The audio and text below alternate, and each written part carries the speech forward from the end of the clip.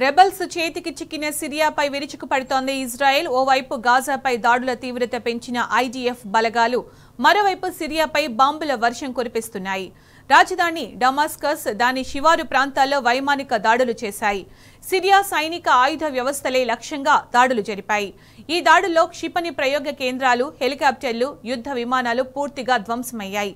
Syria గగనతలంలో missile లాంచర్లు, హెలికాప్టర్లు చక్కర్లు కొడుతున్న దృశ్యాలు సోషల్ మీడియాలో వైరల్ అయ్యాయి.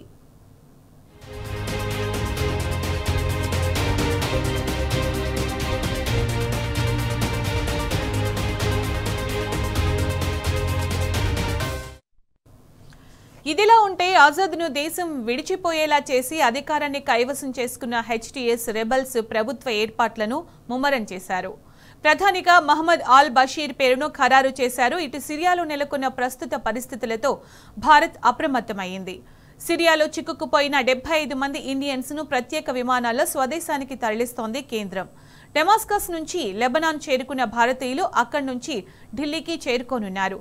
బాధితుల తరలింపు ప్రక్రియను భారత విదేశాంగ శాఖ అధికారులు దగ్గరుండి పర్యవేక్షిస్తున్నారు.